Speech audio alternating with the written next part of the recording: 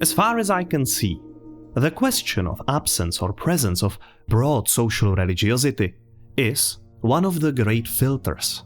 The presence of it leads to life thriving, evolving and ascending to new, better forms of existence.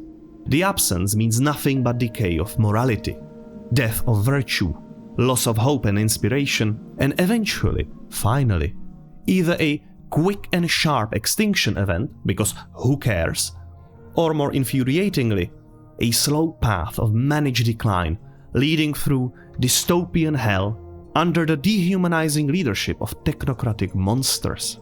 Last sheep leaving the room can turn off the lights and humanity will be no more. Only silence will remember our farce of a story arc as teeth of time grind all our tangible artifacts back down to their primordial components. I find this to be an unpleasant proposition, and hence, in today's video, I want to focus on this issue. I'll analyze the current situation of modernity, and I'll explain how we got here, paradoxically, through the workings of traditional religions. They themselves essentially caused their own deconstruction and paralyzed our society in the questions of spirituality. Now, in full cope mode, they simply hit their head in the sand, refusing to let us move forward. After, I'll show why modern spiritual approaches, like the incredibly broad New Age movement, are failing at spreading new, adaptable modes of thinking, and instead keep devolving into narcissistic self-worship.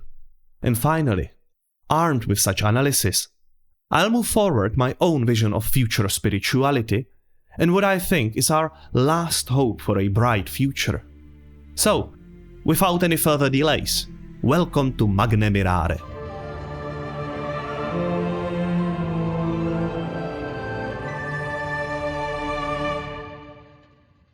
Salutation, pilgrim of the internet.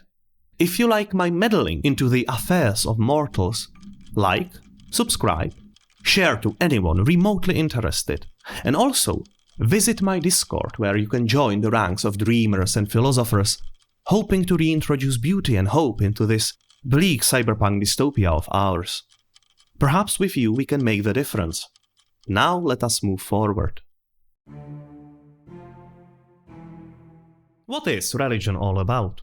Well, to understand that, we need to separate the concept of religion, a human cultural invention, from the spiritual, which, as I shall make the case, is a personal human relationship with the transcendental divine spark, permeating the whole of the universe.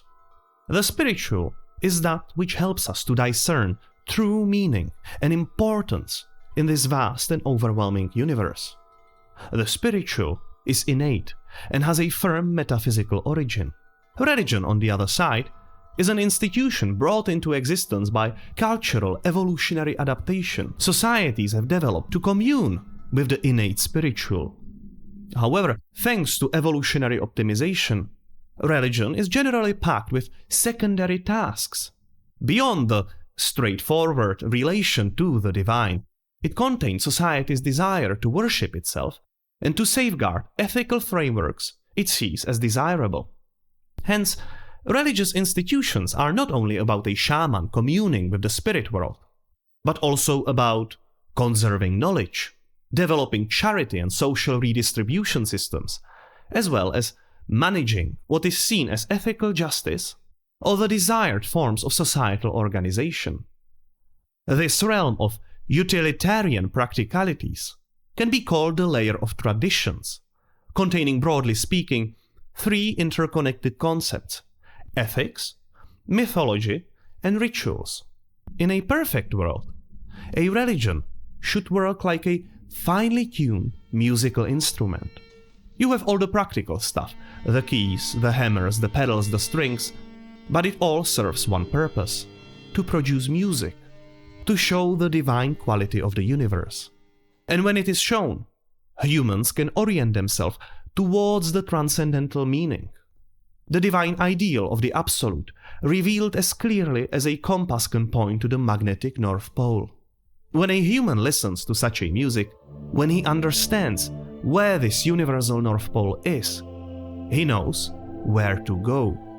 He follows the divine spark, and he is rewarded by divine inspiration, evolutionary success, true inner happiness, and eventually deserved glory. What I want to underpin here, however, is the fact that religion has this unfortunate situation where its true core, the eternal spiritual and its reputation, is always in danger of being tainted by poor choices in the realm of traditions and by corrosive behavior of individual self-serving actors or institutions. You see, there is a terrible issue. Traditions are human inventions dependent on the specific needs and goals of its times. They are not eternal, nor innately divine by their nature. They are human inventions, essentially a cultural technology.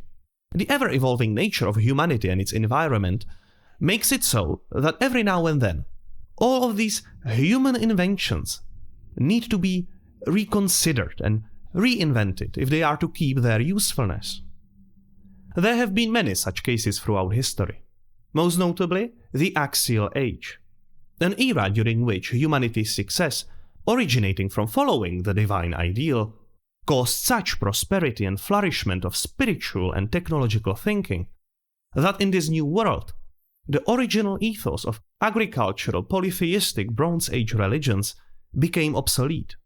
It no longer could navigate humanity any further, and so new philosophies like Buddhism, Taoism, Platonism, or Christianity needed to be invented to help us move forward. Of course, there were those who stood in the way and dwelt on the anchors of the past, and they died and were forgotten. For more information, I have dedicated another video to this process. Today, in the age of modernity, we find ourselves in a similar era. We are at the crossroad of history. Either we come up with new modes of thinking, or, if traditional religiosity refuses to adapt, it will first destroy itself, and then it will watch from the sidelines as humanity stumbles into oblivion, lacking the needed spiritual guidance adorned with actually useful and adaptive traditions. The post-axial world has seen growth of many new movements and formation of many new ferociously revolutionary traditions, amongst which one stands as an outlier. This specific outlier is none other than the European Catholic version of Christianity. I am dedicating a whole ongoing series to the issue of the Catholic Church if you want to go into more details. However, what is important for our purposes here is that it was precisely the realm of Catholic tradition that led to one of the most stunning transformations humanity has ever seen. The historical trajectory of Catholicism spawned first the golden age of European Middle Ages. Then, it found itself being originator of Renaissance humanism. It then managed to spectacularly explode into whole legions of secondary offshoots known collectively as Protestantism. And finally, it was responsible for the concoction of the Enlightenment rationality. Man has found that he can not only cherish the divine creation, but that through meticulous study he can map it, mathematize it, he can test it, and even fulfill the wildest dreams of magicians and alchemists of the old. Man found that he can use the forces of our universe to change his own fate. Thus, man entered into the age of modernity. However, when man was met with his own material successes, he started to question his own spiritual origin story. He started to question whether the compass of universal meaning that brought him here even has any value. The traditional religiosity of collective Western Christianity mismanaged its reaction. It refused to update itself in any meaningful way to the newly formulated scientific methods of acquiring truth. It did not want to venture into the realm of change, of self-inquiry, which speaks volume to the lack of self-confidence this religion has in relation to its own nature. And it refused to let go because it began to deify the human inventions themselves, its own institutions, its own books, instead of understanding them as mere tools that were to help us stay connected to the spiritual back in the old days. This refusal to let go, however, absolutely destroyed the reputation of the divine spiritual core in the eyes of broader humanity, because we humans judge stuff on their most obvious and shallow usefulness. When our connection to the spiritual divine was thus betrayed, a depressing vacuum spread in our collective psyche, and it got filled with all kinds of dirty snake oil salesmen, be it the bloody agenda of communism, national fanaticism of fascism, or technocratic promises of personal self-obsession spouted by the liberal paradigm. Once the divine protection over the human soul has fallen, once man has lost contact with his universal North Pole of meaning, these ideological structures took it upon themselves to twist and corrupt man's reality into whatever fever dream circle-jerk delusion they have. Hence, an era of moral and philosophical decadence bloomed like a sickly green mold on a nihilistic carcass of mass society. The general median of normal humanity was left alone, abandoned by the divine principle, stuck between two grand, yet ultimately unproductive forces. On one hand, the monsters of modern ideologies, on the other, exhausted and philosophically infertile traditionalists. These traditionalists are at best naively grasping on outdated modes of thinking, as is the case of mainstream conservatism, and at worst, they are nothing more than tantrum-throwing reactionaries, whose proclaimed religiosity is simply a contrarian aesthetic choice, fashion accessory worn as coat, while lashing out against the system that left them behind as evolutionary blind alley. But, to be fair, despite the many failures, and hidden under a thick crust of resentment, there are still many good inventions to be extracted from the traditional religiosity. We just need to be careful when separating the wheat from the chaff. So I will first drill through the crust, pointing out the worst structural mistakes of traditional religiosity. And then, hopefully, I will be able to show the actual practical treasures hidden beneath. As we all know, the simplest way to understand the failure of traditional approaches is to portray it as a failure to withstand the scrutiny of the scientific method. In this view, religions simply feel outdated because they are absolutely unable to replicate a single miracle presented in their structural mythologies, or to provide any reasonable theory why someone can be a god incarnate. The problem with this simplest of perspectives is that while it is generally by itself fair and truthful to a degree, for many people it implies misleading conclusions. The most important of such false conclusions would be that there is only one kind of knowledge and only one singular path leading to the truth. But while there is one truth, one reality we live in, you can approach it from multiple angles.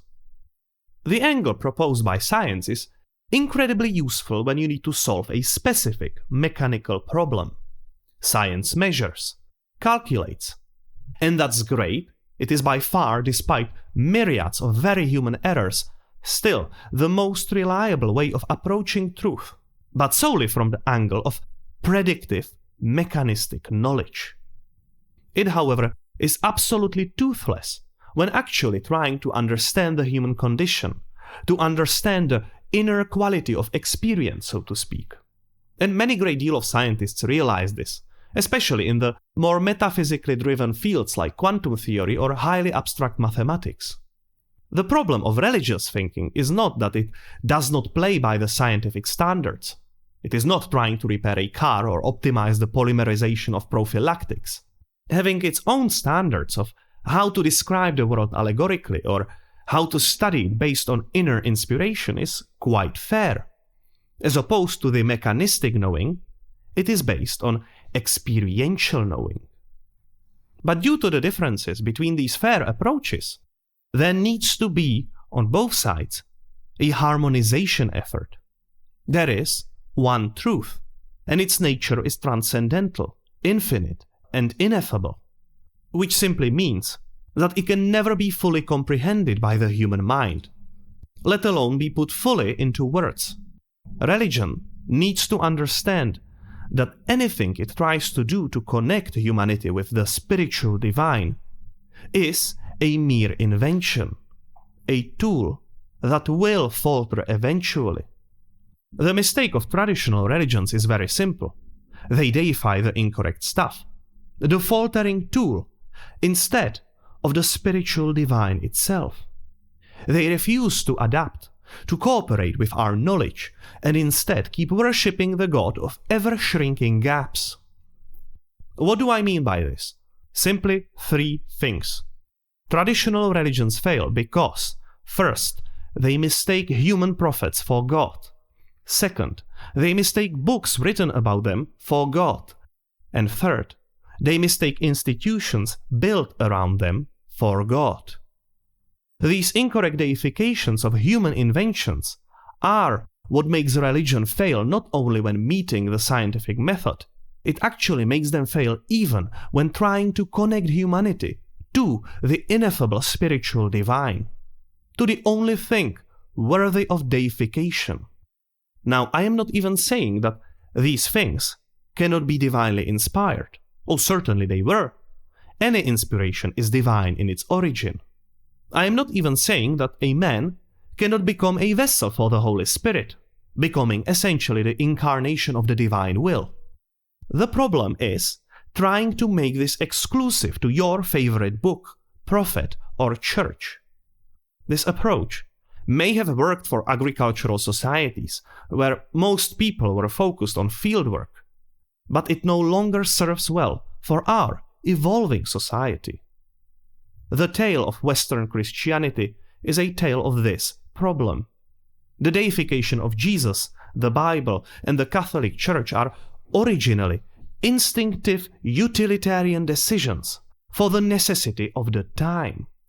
But as man grew in prosperity and education, he began to realize that the proclaimed exclusivity of divinity was simply a power play. The dogmatic exclusivity is what is wrong with traditional religions. Humanity started to realize that there are only two possible paths onward. Either we are in continual process of divine creation, which means we need to continually update our holy books, continually strive personally to become vessels for the divine will, and continually create, restructure, and transform our institutions. Or there is no divine creation, there is no reason to go on, there is no reason to search for firm moral ground, and there is no meaning. Ultimately, it's either everything can be divine, or nihilistically, nothing can. There is no more keeping up the traditional charade of exclusivity. And as for the traditional reactionaries goes, if you choose to dwell on the mistakes of the past, you will sacrifice humanity's hope for a divine future.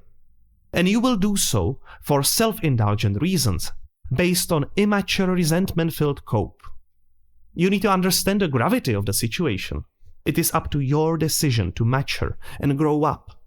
It is up to you whether humanity as a whole will be able to restore and keep our connection to the divine. And it is also up to you whether we will be able to conserve the stuff that truly should be conserved. Now, with this critique put forward, it is only fair to restore the intellectual balance and move on to the good stuff. When you strip away the dogmatic insistence of exclusivity, you unearth a great deal of vital structural inventions needed in some capacity for a society to function. And we should keep tending to them onward, lest we are to see a cataclysm of a scale hardly seen in humanity's existence. In the forefront of these successes lies a great care and understanding given to the organization of society. Be it the Christian notion of the three estates, or let's say the system of Varnas in the Hindu tradition, despite its outdated components, there is an important realization, which is that if religiosity is to function as the cultural guidance system towards the spiritual, it needs to invent different vocabularies targeted at different social classes. a craftsman responsible for his workshop, or a peasant tasked with tending to Mother Nature's fields has hardly the same issues and needs as a ruler or a king responsible for managing and organizing a whole society. And of course, none of this can actually work without the spiritual class of mystics and priests who are to serve as the agents of the religious culture itself. While, for example, the medieval Christian idea of the three estates shattered itself with the rise of groups like tradesmen, middle class, or urban factory labor, them being responsible for the rise of Protestantism and mass society of modernity respectively, the idea of such organization simply cannot be cast away and replaced with some ultimately equalizing Enlightenment idea of universal cultural citizenship. Rulers still need spiritual kingly values, tradesmen still need economically ethical guidance, and lower classes still need a more practical, day-to-day approach, helping them find solace and to do mental hygiene needed for them to keep supporting society's fundamentals. But while the traditional teachings were thus distributed in slightly different takes to specific target audiences, they had ultimately unified language of virtues, promoting societal trust and in-group cooperation. Without these values, we simply as well might close the shop and crawl back into caves to, chew on sticks and bash rocks together. The pursuit of virtues, the push towards somehow defined, divinely originated ideals, is not only necessary to promote good society from utilitarian perspective, it also serves as the necessary guidance, helping us to orient ourselves roughly towards the ineffable transcendental divine on a personal level. It is only with virtues we can truly and healthily realize our human potential. Only with them can we weather the storm of uncertainty and keep tending to our psyche. As you can see on the unprecedented rise of mental illnesses, humanity, which loses the concept of meaning in its psyche, falls into actual self-destructing madness. One of the reasons for this crisis is the peculiar relation we humans have with the mystical experience. The divine tries to speak to us all the time, be it in dreams, visions, or through inspiration. We have an innate instinct to do something, to be driven towards something, to change society somehow. But we need religious structures to help us manage these mystical experiences, because they are ineffable, easily terrifying, and without wise carefulness, straight cataclysmic. First on personal level, and then on civilizational one. People often do not even realize that the instinct driving them is mystical in origin. They simply, lacking the personal wisdom to work with it, fall prey to either their own or someone else's messianic tendencies, or they shatter themselves into pile of personal dissociative disorders, psychoses, various forms of schizophrenia, and a whole plethora of other mental illnesses. And it is unwise to let this go on an absolutely decentralized level. I do not mean we should build a new Catholic Church, but at the very least, society needs some spiritual standards for selecting what is actual spiritual knowledge and what is a mental illness. While you need to be careful not to deify a singular human book, institution, or a person, you still need some specialist layer of society which organizes spiritual teachings, because their validity cannot be decided by consensus of general midwifery of mass society. A mature culture needs to have a good instinct when selecting their religious specialists based on merit. And these specialists then should have above average authority when trying to discern what is a reasonable position of the Overton window. They need to be wise enough to discern what is a meaningful spiritual experience or source, and what is profit-driven mental illness. Without this specialist layer, the spiritual dimension of society dissolves into a myriad of superficial artificial movements whose generally good intentions often lead to the rise of self-obsessed New Age narcissists. This is coincidentally the reason why the efforts to move humanity forward to some new mode of spiritual thinking keep having such mixed results. We have a problem setting the right standards for wisdom. Either we make the bar too restrictive and lock the exclusivity behind the dogmatic slavery of tradition, or we open the floodgates and let in every manic prophet under the sun. While we are witnessing the fall of the grand mythological structures of traditional religions, the human desire to find meaning and to be spiritually fulfilled still lingers on. This desire has spawned a very diverse array of new inventive approaches. I myself am a product of this cultural development. As far as vocabulary goes, a safest way to call this would be new religious movements, but in broader society it has become norm to call this the New Age movement. While we can have unending debates about the meaning of this label, for the purposes of this video, I will understand it as an umbrella term for all unconventional religious movements that started to spread mostly from the 19th century onward, even though they may have much older roots. So all those hippie movements, all that astrology, both reconstructionist and eclectic pagan religions, westernized form of Eastern wisdom, and finally the hermetic-based Jungian approaches. As you can see, this is an eclectic bunch, but it is connected. First, they all present themselves as alternatives to traditional modes of thinking. And second, despite their differences, they tend to flow into each other in a very fluid manner. This is a great signal that we are in the times of proto-reformation. While no certain winner or even a firm, functional form has yet risen, the primordial soup is already fermenting and brewing. So the first answer I would have for the modern spirituality keeps failing crowd is, what do you expect? This process takes centuries. History is under no obligation to give you its grandest fruits personally on the scale of your short human life. The constant change, contradictory statements, and march of short-lived movements is obviously a sign of great deal of vitality and health, and is fully appropriate to the life stage modern spirituality finds itself in.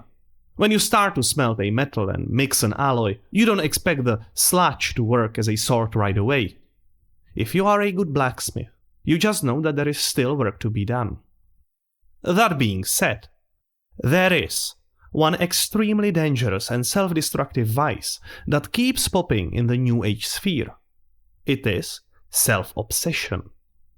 While mystical wisdom of the ages is indeed trying to bring you to experience the divine in the concept of the self, it is trying to also explain to you that you cannot conflate this universal, metaphysical and transcendental self with you as an individual.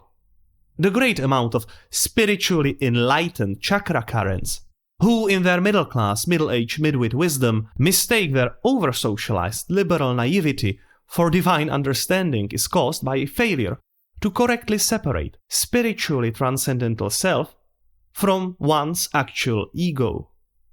Under this vice, the New Age movement keeps producing an infertile approach of absolute self-righteousness, as well as the toxic idea of whatever I like must be true in the shallow framework of my personal pleasures. This is why spiritual vegans are insufferable crusaders. This is why astrology, a useful allegorical approach in essence, became racism for liberal white women. And it is also the reason why we keep seeing the deviant MK Ultra-ish cults like Manson's family or Japanese Om Shinrikyo. Without the necessary wisdom, a midwit takes the concept of universal divinity and immediately believes himself to be Jesus. Lacking the guidance of proven shamans, a Westerner buys ayahuasca from the first crack seller in the outskirts of the Amazon and quickly distorts the kernel of truly divine psychedelic visions into a chaotic psychosis, drowning any potential wisdom that could have been gleaned by a skilled mystic beneath the sludge of personal dreams and ego-driven delusions. A narcissistic adoration of one's own ego is the killer of the worship of the transcendental self. But we cannot ditch the transcendental self simply because humanity has problems handling it. We just need to work on formulating it in a manner that curbs these excesses. The reason is simple. If you manage to connect humanity to the transcendental self, you heal not only the New Age movement, but you coincidentally also heal the traditionalist reactionaries, as well as the modern victims of nihilism and decadence. This is the panacea for spiritual ailments of modernity. Because in the end, all of the kinds of people mentioned above had the same sickness. They let themselves be governed by the most shallow patterns of their ego. They make their decisions based on pleasure and shallow, pre-provided aesthetics. They let themselves be victims of resentfulness and self-indulgent cope. They fail to exercise their true free will emanating from the transcendental self, and instead just serve as deterministic slaves to their own desires. The situation we happen to stumble into seems to me to be in a lot of aspects analogical to the crisis of the late Middle Ages. The old establishment is corrupt, its top-down approach is exploitative, and honestly, removed from reality. It is fueled by luxury beliefs of technocratic classes. They do not realize that the record-low societal trust is incompatible with the status quo. To overcome this situation, we naturally need a counterbalancing process. A process in which we can put forward a new, updated mode of philosophical and spiritual thinking. And for the reasons of this historical parallel, I like to call this process the spiritual renaissance. This would be the next, more mature phase of our proto-reformist development after we manage to outgrow the self-righteous, yet ultimately highly entropic stage of the New Age. And as I said, this is already happening, albeit slowly for our human tastes. The decentralized and largely uncoordinated mess of different flavors of spiritual enlightenment is starting to undergo a process of coagulation. The main obstacle here is that the smaller groups need to stop dwelling on their favorite petty dogmatic vocabularies, and a reasonable synthesis of common language will have to triumph eventually. And this language needs to be approachable for the common man. And on the topic of this synthesis, I have a prognosis I am expecting to be fulfilled. One of the most important factors that I see in the process of spiritual renaissance is its global access to information. People freed from the shackles of a singular deified tradition can study the diverse cultures of the world and seek wisdom unbound by geographic location. Our capability to compare our mystical notes, to glimpse beyond the wall of dogmatism, permits us to seek answers which are anthropologically shared. The mystical experience, man's encounter with the transcendent divine, has to be pieced together, since the experience is, as I keep repeating, largely ineffable. The more angles, the more diverse set of observations we have, the better we are at triangulating the ineffable. For this reason, it is utterly nonsensical to tie yourself to any prophet or teacher exclusively and venerate him as God incarnate. Since the time of Jesus or Buddha, there have been many great thinkers trying to glimpse beyond the divine from some angle.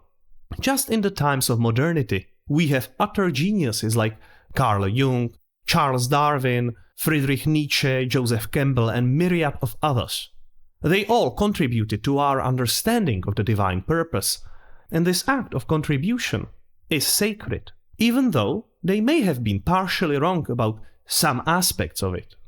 This kind of respect and limited veneration provides a better human example of what is realistically achievable with divine inspiration, instead of artificially injecting godhood into one specific person for the purpose of utilitarian worship. The future of religion, if it is to walk towards the true divine, has to rise from eclectic study. I do not mean simple syncretism. The point is not to mash cultures together and create some cultural syncretic sludge. The point is to dust off the layer of cultural inventions in order to get the most pristine version of the divine picture. And then, with this pristine crystal clear approach, I bet we, as spiritually driven people, would have a much easier time explaining our positions to the scientific portion of our society. This crystal clear, continually improved spiritual core can be surrounded by a series of reasonable, semi-fluid and, first and foremost, evolutionarily adaptive traditions. Our layer of ethics, rituals, and mythology needs to be a firm, strong, beautiful tower, connecting the fundamental Darwinistic, mechanistic, and materialistic nature of our mundane existence with the ineffable, transcendental nature of our spiritual existence, the one responsible for the divine creation itself. In the next chapters, I will put forward my best observations about the goals and approaches the spiritual Renaissance should choose when trying to gradually build this proverbial tower. The first practical issue that needs to be addressed by the spiritual Renaissance is the division of society. It is obvious that a well-working society needs different social classes and specializations. To flatten this picture would be like forcing a kidney to play a role of the liver. If the spiritual Renaissance is to have any future, it needs to grow beyond addressing only intellectually and mystically inclined, and it has to provide a clear value proposition for different target audiences.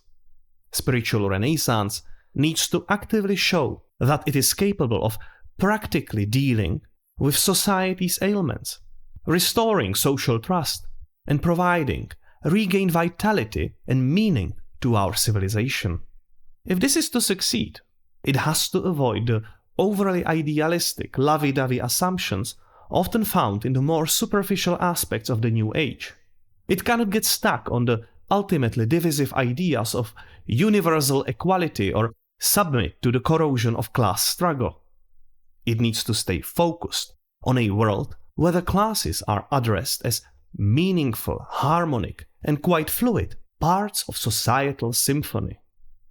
These classes could be defined as the masses, the specialists, the creatives, the entrepreneurs, the mystics, and the rulers. Well, first the masses. The masses form the societal fundamentals. They are the pillar of practical day-to-day existence. However, they are also least responsive to the normal highbrow approaches of modern spirituality. The issue here is that the masses are practically driven and need a clear value proposition. This is the reason why they are vulnerable to the ultimately false promises of modern ideologies or to shallow pleasures of materialist technologies. When approaching the masses, spiritual Renaissance must be realistic, helpful, and productive. Essentially, no bullshit simplistic approach. None of that ezo lovey-dovey, everything is connected and love is hidden in crystals. The masses are in dire need of practical mental hygiene, of rebuilding a sense of functioning community through common rituals, and restoring stability and dignity through virtuous behavior. It is only the confirmation or rejection by the masses that makes our whole society stand. In the layer above the masses, we enter the realm of experts, namely the specialists and the creatives. While dissimilar enough to be seen as separate archetypes, one has to know that both of these archetypes encounter essentially the same issues. They tend to fall into hubris and vain pride, thinking that their achievements and mastery in a small limited realm of their expertise permits them to take a position of smugness. This happens to be incredibly corrosive and above all undeserved. We mustn't fall prey to the immature idea of their societal supremacy. The rule of the experts is ultimately a doomed proposition, because what you get instead of the expected results is a bunch of bright, vulnerable academics and Hollywood celebrities. An expert has a natural obsession with his craft, but reality is always much more complex than whatever he can encounter in the limited realm of his expertise. To help us understand such complexity, To help us view the world holistically, the spiritual renaissance needs to serve as a constant reminder of humility. The fact that one has to overcome his ego and his own mastery over one singular craft must form the bedrock of ethics targeted at the specialists and the creatives. You are to serve your expert purpose, and if you want to do more with your life, you need to outgrow the realm of specific expertise. Once an expert manages to do that, once he outgrows the area of specific expertise, he enters the layer of the elites. Natural continuation of an expert is the entrepreneur, while creative blooms as a mystic. However, note that this does not mean that people are to be separated into strictly differentiated archetypes. The caste system doesn't work. As always, a real person is a mosaic of everything, in some ratio. Both of these specific archetypes, the entrepreneurs and the mystics, provide society with a glorious service. They are responsible for innovativeness both in the field of engineering and of human philosophy. This also, coincidentally, is the realm most native to the highbrow structure of modern spirituality. Essentially, this is the birthplace of the spiritual renaissance. By itself, and very naturally, the value proposition for these classes is very simple. Spiritual renaissance permits them to develop modes of thinking needed for the society to function holistically. However, a great care must be taken so that this social class of elites does not fall prey to unbound elitism. While merit-based elitism is actually healthy for our naturally hierarchical society, the elites mustn't forget their roots. They cannot give in to the evil of abstraction. They must always stay connected with the reality of human lived experience. Only then can they form the much-needed council supporting society's rulers. And finally, we arrive at the top of society. The rulers are the lions, who are to represent the glory of society correctly oriented toward its divine ideal. They are the embodiment of society. They inspire vitality and wisdom. Rulers' task is to understand society, its classes and archetypes, and bring them to mutual respect and cooperation. Today's rulers, however, often suffer from immense separation. They live in a bubble, surrounded by the crowds of opportunistic sycophants. Whatever a ruler does, whatever the society needs him to embody to fulfill the hard task brought upon him by specifics of his era, he always needs to stay in contact with all the classes and archetypes mentioned above. A ruler which does not understand the masses supporting him, a ruler lacking personal relation to his people, is as good as foreign enemy invasion. A correctly formed religious structure needs to provide a common language and understanding, an information highway connecting all those different classes. Only if there is continual mutual understanding, only if society has functioning communication channels, can we prevent the creation of echo chambers and out-of-touch elites unable to successfully coordinate with the rest of society when facing a crisis. And there is always some crisis lurking just behind the corner. One of the key roles of religion and philosophy is to help people navigate the passage of time and the challenges it inevitably brings. It is important to realize that ultimately we humans tend to use one and the same tool to understand our own life and eventual death, as well as the broader trajectory of our civilization, as above so below.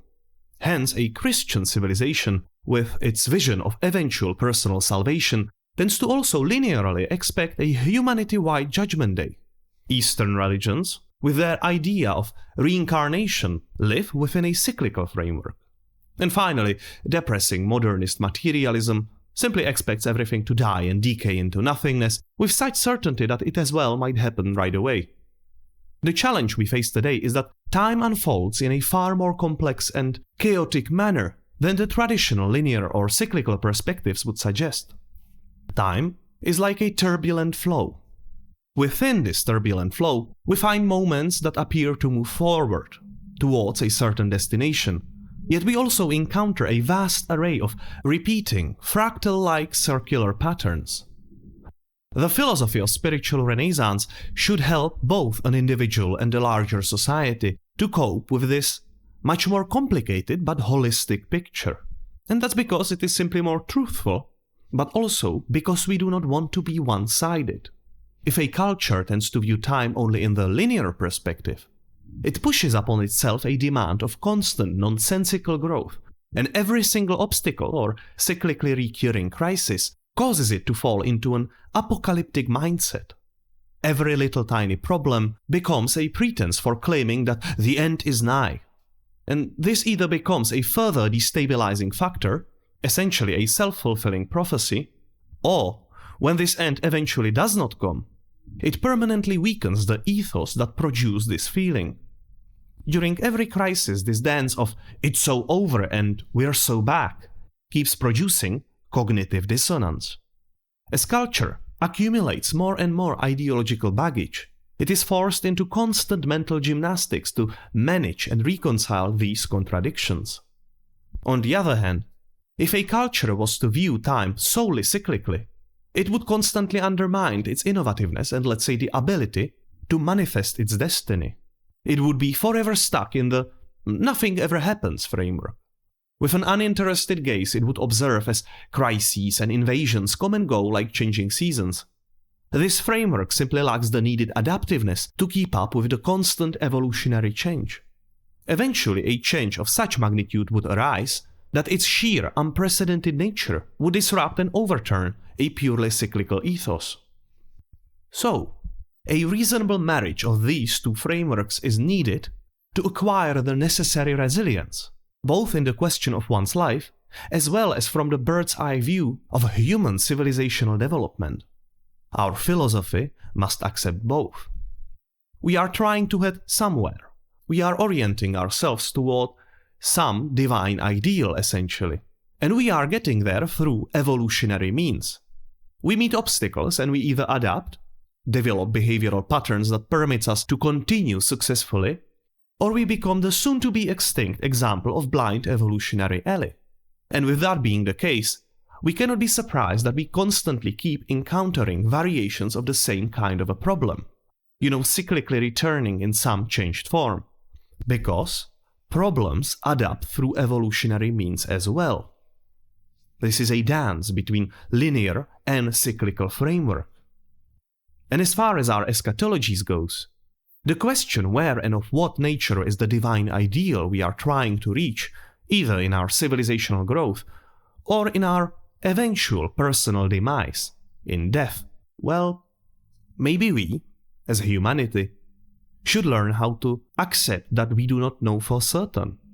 But there is no reason to fall into depression of nihilism. We know that energy conserves itself. We know that consciousness is as strange, as miraculous, and as close to divinity as anything can be, the highest of mysteries. The answer is obviously not the materialist decay and nothingness, yet no traditional framework offers more than fleeting glimpses, wrapped in myths and narratives that attempt to rationalize the unknowable into a seemingly understood mechanism. We do not understand this mechanism, not in the slightest. All we know is that it will be something else, a new story. And while it is obvious why we are fascinated by it, and why we want to study it and understand it, we should resist the urge to be control freaks about it. Some mysteries are meant to be explored, not dominated. To study is fine, but study out of love for understanding. Do not let fear be the thing that guides you. Fear may steer you away from something, but does not bring you closer to anything by itself. A good thing to believe in is that the creation is benevolent. Creatio benevola est. And that all the inner metaphysical stuff of the universe is well sorted out, without us trying to meddle in it. But if you still burn with the desire to know and to understand where this path leads, well, let me tell you a secret. Everything will be revealed to all of us, personally, eventually, and I expect it to be thrilling.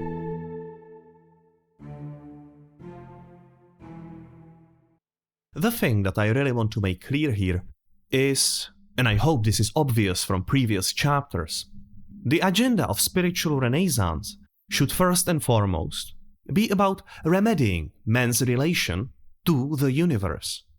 Because it is precisely our current philosophical inability to connect correctly with the surrounding reality that keeps us in the state of civilizational psychosis. That's precisely what we are experiencing. We are faced with an unprecedented amount of data, toppled with trauma and legacy baggage of different inherited cognitive dissonances, and therefore we as a society react in an unpredictable and chaotic manner. To a degree, this is understandable. As I already mentioned, the entirety of the universe is incomprehensible for a single human mind. We are struggling even with the most basic sets of data produced here on Earth within the confines of our society. And specifically with the advent of the internet and with the profound increase in information availability, we really need to put emphasis on humility. Humanity needs to get used to not knowing. And if you do not know, you need to tread carefully. Humility permits us to explore and keep on exploring without the need to jump to conclusions right away. I would say that one of the most crucial approaches we need to embrace is the ability to reflect on that which initially seemed as an impossible idea. Only in this frankly playful manner we can start cleaning up the mess of preconceived notions and legacy baggage. Only in this manner can we start rebuilding our relation to the universe. And here, it is important for me to explain what I mean by the universe. Because for many people it can actually mean many different things. But when I use it, I mean all the things. Everything. The absolute. Even the myriad of possibly invisible stuff so many people like to separate from the universe. For example, some people like to separate the divine from the universe. And then there are those who propose the idea of the multiverse, the notion of an infinite number of possible universes, each with its own set of realities and possibilities. But when I say the universe, I am specifically referencing the Latin etymology, unus versus, all turned into one. There is no separation for me. We can have unending semantic debates about, for example, God being outside of the visible universe. And we can have fun with alternate timelines and stuff like that. But I see no reason to separate these concepts from the universe. It is still one absolute, one whole thing, even though it is certainly more complicated than we realize. And certainly, there is a whole plethora of invisible or even unimaginable portions of it. Still, one absolute, one universe, solum universum. However, while it is a singular complete entity, this one thing also contains the concept of separateness within itself. Perhaps this separateness is one of its most fundamental structural features, as it seems to permeate through not only our religious struggle, but also emerges in the most advanced realms of scientific knowledge. And most notably, here I am talking about space-time. Combining space and time, as is done in the relativistic framework, is precisely one of the impossible things you cannot discover, ponder, and accept without the needed humility. So this is what I mean by seemingly impossible ideas. But when you think about it, space-time is simply the measure of separateness. It is the experiential representation of separateness. And separation or closeness is simply the amount of causal relations one object can have with another. And if this number is sufficiently low, our brain even automatically categorizes them as one object or one entity. Another way to view this could be through the lens of information, specifically the bandwidth of informational exchange between two objects. As humans, we've developed an instinctive, evolutionary, yet somewhat arbitrary mechanism for categorizing this exchange. When the bandwidth is large enough, we perceive it as a single physical object. As the bandwidth shrinks, we must put in more cognitive effort to comprehend the relationship, which we then call abstract. Abstraction is simply our ability to unify even those objects that appear to be more separate. This separateness can be only achieved through the limit of causality, which we know and love as the speed of light. We can conceptualize the initial expansion of the universe, the transformation from singularity into our current state of separateness, as the birth of this limit. It is only within the confines of finite speed that we can experience the sense of space-time, the sense of separateness. This limitation is what allows our universal process or calculation to unfold. A boundary is set on the speed at which this can occur, and it is through this limitation that the flow of reality as we understand it persists. What is the reason for this limit? Why are we in this state of continual change? Why are we submerged in this flow of limited, spread out stuff instead of the original state of infinite cosmic completeness? Why are we destined to be mere fragments of divine beauty? Well, we are now heading into our last chapter, one which I understand as the abstract roof of our proverbial tower, connecting the material Darwinistic reality with the process of the divine creation. So, I have explained why in my vocabulary I use universe as the label for everything. But, on the other hand, I see the point in trying to separate the divine from its creation, to somehow discern the mechanism from its results. And hence, when using the word divine, as I've done around 50 times throughout this whole video at this point, I have only one specific definition in my mind. Divinum est quod creat. Divine is that which creates. That's my only definition. We humans may have a whole plethora of other ideas, often anthropomorphic ones, we try to project onto the divine, but in the end it all boils down to this.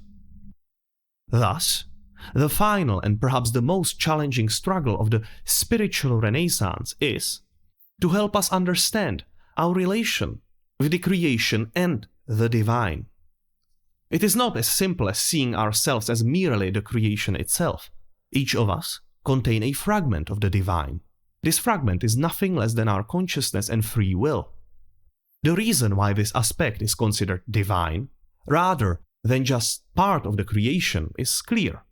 Free will is what continually creates. It is the divine spark within us that allows us to contend with the deterministic elements of our universe, the parts that are already created. Through free will, we actively participate in shaping our reality, transcending the limitations of the past and contributing to the ongoing unfolding of existence. Let me explain. Our civilization is sort of waking up from a very inebriated state, caused by the obvious successes of Enlightenment materialism. We have identified that large portions of this universe behave in a deterministic manner, that there are natural laws which, if properly identified, permit us to build machines.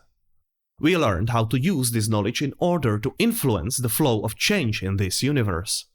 And then, because we are hysterical midwit apes, we have immediately jumped to the conclusion that therefore everything has to be mechanical with no exceptions. However, as we delve deeper into more esoteric fields of advanced science, a different picture began to emerge. On one hand, we have the quantum theory, which through its study of the microscale took the idea of determinism and shredded it over and over until only the miracles of probabilities, non-locality and collapsing wave functions were left. And on the other hand, mathematical studies of chaos theory and complex systems made sure that, first, there is no end to the effects of microscale through stuff like butterfly effect, and second, there is no closed-form solution to chaotic, nonlinear systems, such as our universe.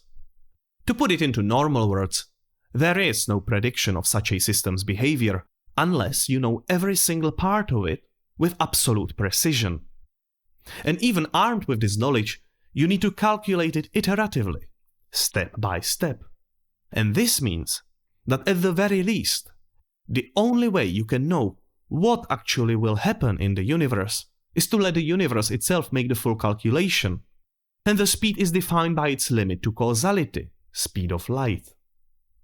But furthermore, it implies that there is no absolute precision at the level of the fundamental quantum foam, where uncertainty and unpredictability are built into the very fabric of reality. It has only infinite probabilities and no precision. Hence, the creation itself is still ongoing. The divine is still doing its work, and it does so on a very fundamental level. Armed with these realizations, we can see that what we have mistaken for a deterministic universe is simply sort of a deterministic island, surrounded by the unending realm of continual creation. Divine is not hiding in gaps. The deterministic portion of the universe itself hides in the gap of order embedded in the infinite divine. And this is our best bet for understanding the origin of free will. Free will is that which is divine in us. It is the probabilistic, continually creating divine, seeping through into macroscale. We are the divine vanguard, penetrating into the sea of causality with one goal: to facilitate greater divine reach and influence. And this is actually testable. We simply need to find whether our brain truly is capable of magnifying quantum effects, bringing their influence into sufficiently large scales. And as I said, chaos theory and the butterfly effect, as well as the absolute unitedness of our universe, seems to suggest so. To explain, to prove or to disprove this mechanism should be the most important goal of the spiritual renaissance in the realm of hard sciences. If we were capable of sufficiently describing this process, it would be a strong indication that the framework I have posited above goes in a very correct direction. However, we must also accept the possibility that this idea could very well be disproven. And in such a case, spiritual renaissance, or any other philosophy or religion that wishes to stay useful and relevant, simply needs to move on, back to the drawing boards. Let us keep on discovering, testing and searching. What else can we do other than to wonder? And through our search, keep discovering meaning and experiencing and loving this universe, the divine and its creation. In the end, that is the ultimate, all-encompassing instinct that drives us forward. Magne Mirare, the instinct of surrendering to the great awe.